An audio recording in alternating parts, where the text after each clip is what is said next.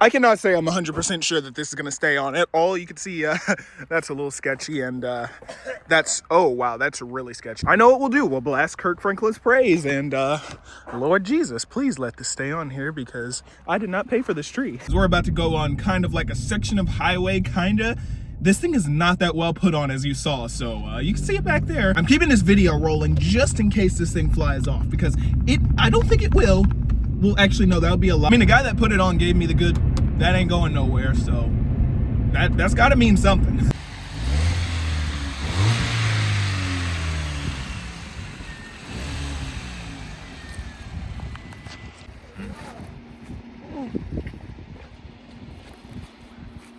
That was fun. Great, easy as pie.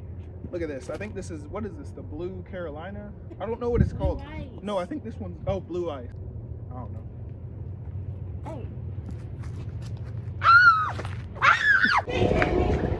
Y'all should have said something. I almost forgot about you. This one tree, two trees. Today actually might be one of the most eventful videos I've ever filmed. What's up? I'm the Dude Sprado. This is my 2012 Hyundai Veloster, and we have 2 mods for it today. Not 1, but 2. And they're kind of already on the car, so I'm going to show you. Now, I apologize in advance. I don't have any footage of any of these mods being put on, because one of them I didn't do, and the other one I actually crashed out. Like, it was a little frustrating. But without any further ado, the first mod. You see it? You see it? You see it? How about now? Ha! Check this out. $99 got me this super smooth display that I can watch YouTube on if I want. It inaccurately shows my speed in kilometers an hour for some reason. I'm not quite sure why it does that. But this thing is running off of Android, which means I could go on the Play Store and download any app I want. And it all works off my phone's mobile hotspot. So, win-win. And yeah, I did say I did this completely by myself, and that came at a cost.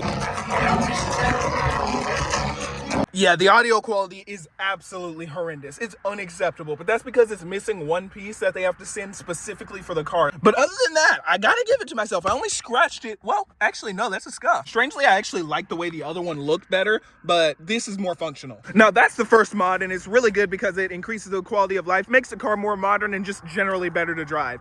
The second mod, however, does none of those. Well, it does make it better to drive, in my opinion, but you probably guessed it from the thumbnail. I got an exhaust for this car. Now, it's not a full exhaust because I don't got money like that. We got a full muffler delete on this car. I don't really have my tripod right now, but I'm sure you guys don't care. You'll be fine. So this is the first startup, or at least on the channel, of my new exhaust on my Hyundai Veloster.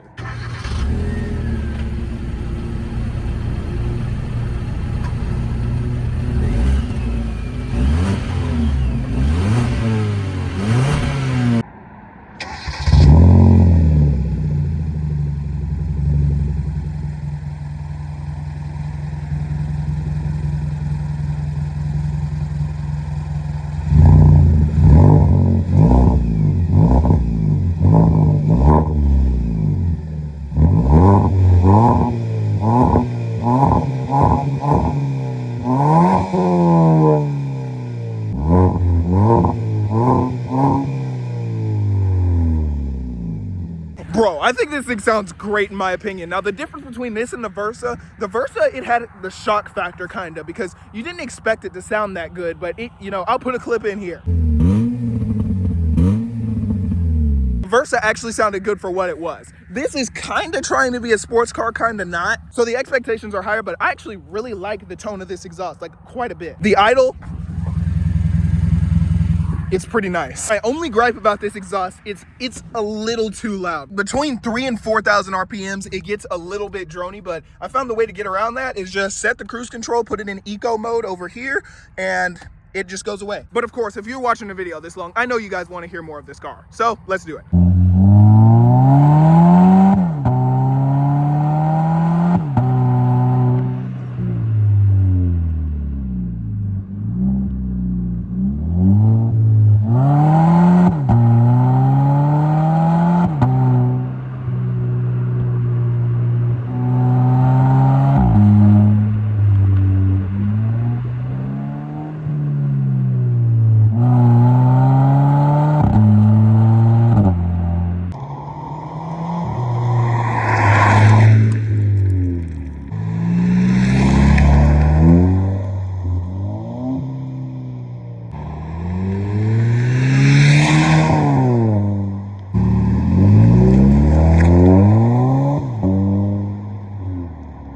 finally the next day, and I found that I actually like this thing a lot more than I initially did. The cold start in the morning actually isn't as bad as I thought, and those upshifts, oh my gosh. That's easily the best part about this exhaust is those upshifts. Also, when you're like way down low, like cruising through a parking lot, it burbles quite a bit, but not like loud. Like it's a really subtle burble. And on the topic of volume, it's not as loud as I initially thought. Now I work at Chick-fil-A and sometimes I work in a drive-thru, and we hear loud cars all the time. This one actually isn't as bad in comparison to a lot of other cars that I see. My worry was that this thing was obnoxiously loud, and it's not actually.